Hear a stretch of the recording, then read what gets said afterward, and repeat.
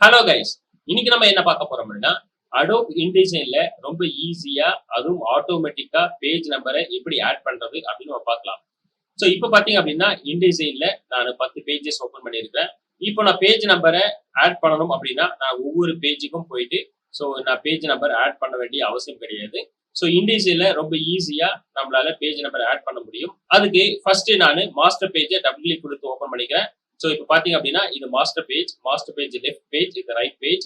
இப்போ நான் என்ன பண்றேன் அப்படின்னா டெக்ஸ்ட் டூல நான் எடுத்துக்கிறேன். ஜஸ்ட் இந்த இடத்துல ஒரு பாக்ஸ் மாதிரி போட்டுக்கிறேன்.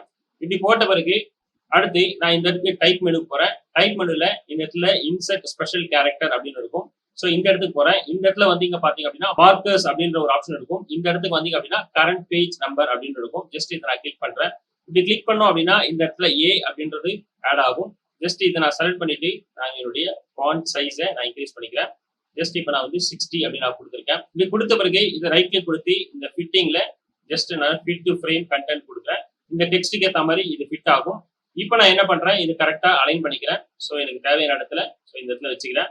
இப்படி வச்சதுக்கு அப்புறம் நான் என்ன பண்றேன் அப்படின்னா இதை ஆல்ட்ட பிடிச்சிட்டு ஜஸ்ட் இதையும் நான் இந்த காப்பி எடுத்துக்கிறேன். இப்படி நான் இதை காப்பி பண்ணி வச்சிட்ட பிறகு பாத்தீங்க அப்படின்னா நீங்க எல்லா ஸ்ப்ரெட் ஸ்பேஸ்லயும் போய் பாருங்க. உங்களுக்கு பேஜ் நம்பர் ஆட் ஆயிருக்கும். ஜஸ்ட் நீங்க செக் பண்ணலாம். எல்லா பேஜஸ்க்கும் ஆட்டோமேட்டிக்கா அது பேஜ் நம்பர் ஆட் ஆயிருக்கும். இப்போ நான் 10 பேஜுக்கு கொடுத்துருக்கேன். 10 பேஜுக்கு மட்டும் இல்ல, நீங்க 100 இல்ல 1000 பேஜுக்கு நீங்க ஆட் பண்ணணும் அப்படின்னாலும் கூட இந்த இடத்துல போய் மாஸ்டர் பேஜ்ல போயிட்டு நீங்க கிரியேட் பண்ணிட்டீங்க அப்படின்னா எல்லா பேஜஸ்க்கும் உங்களுக்கு பேஜ் நம்பர் ஆட் ஆயிடும். இப்போ நம்ம பர்டிகுலர் பேஜுக்கு மட்டும் நம்ம பேஜ் நம்பர் வேண்டாம் அப்படின்னு நினைச்சீங்க அப்படின்னாலும் அதுவும் நம்மளால ஹைட் பண்ண முடியும்.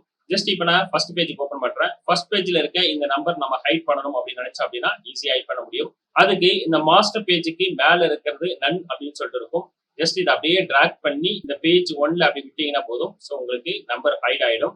மறுபடியும் நமக்கு நம்பர் வேணும் அப்படின்னா ஜஸ்ட் இந்த மாஸ்டர் பேஜை அப்படியே டிராக் பண்ணி எடுத்து வந்து இங்க விட்டீங்க அப்படின்னா மறுபடியும் நமக்கு இந்த நம்பர் வந்துடும். இப்போ நான் மறுபடியும் ஃபர்ஸ்ட் பேஜ் நம்பரை நான் ஹைட் பண்றேன். நன்ல இருக்கிறத அப்படியே டிராக் பண்ணி இந்த இடத்துல நான் இப்படி டிரா பண்றேன். இப்படி பாத்தீங்க அப்படின்னா டைட் ஆயிடும். இப்ப பாத்தீங்க அப்படின்னா இதுல இருந்து பாத்தீங்கன்னா 2, 3 அப்படின்னு சொல்லிட்டு ஸ்டார்ட் ஆகும். இப்போ எனக்கு இந்த இடத்துல ஹைட் பண்ணியாச்சு. இப்போ எனக்கு பேஜ் நம்பர் எனக்கு இங்க இருந்து ஸ்டார்ட் பண்ணணும் அப்படின்னு நினைச்சீங்க அப்படின்னா அதுவும் பண்ண முடியும். அது எப்படின்னு கேட்டீங்க அப்படின்னா ஜஸ்ட் நான் இந்த செகண்ட் பேஜை நான் எடுத்துக்கிறேன். செகண்ட் பேஜை செலக்ட் பண்ணிட்டு ரைட் கிளிக் கொடுக்குறேன். ரைட் கிளிக் கொடுத்தீங்க அப்படின்னா நம்பரிங் அண்ட் செலக்ஷன் ஆப்ஷன் சொல்லிட்டு இருக்கும்.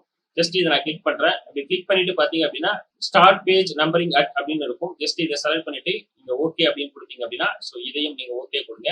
இப்படி கொடுத்த பிறகு பாத்தீங்க அப்படின்னா உங்களுக்கு இந்த இடத்துல ஃபர்ஸ்ட் பேஜ் எனக்கு நம்பர் ஹைட் ஆயிருக்கும்.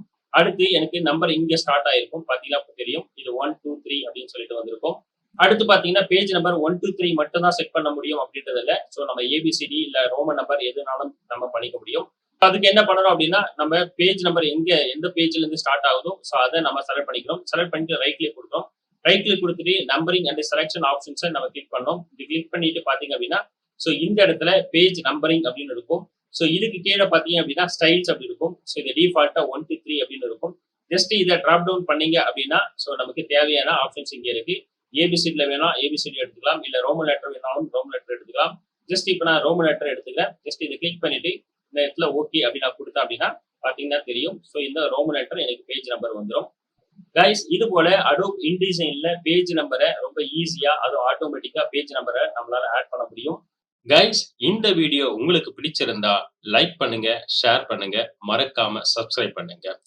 நாங்க அப்லோட் பண்ற வீடியோஸ் உங்களுக்கு இமிடியேட்டா நோட்டிபிகேஷன் வரணும் அப்படின்னு நினைச்சீங்க அப்படின்னா பக்கத்துல இருக்க பெல் ஐக்கானையும் கிளிக் பண்ணிக்கோங்க. இந்த சாஃப்ட்வேர் பத்தி மாஸ்டர் லெவல்ல நீங்க லேர்ன் பண்ணிக்கணும் அப்படின்னு நினைச்சீங்க அப்படின்னா மாஸ்டர் ஆன்லைன் லைவ் செஷன் கொடுத்துட்டு இருக்கோம். அதுக்கு உண்டான லிங்க் டிஸ்கிரிப்ஷன்ல கொடுத்துருக்கோம். அதை கிளிக் பண்ணி ஜாயின் பண்ணிக்கோங்க.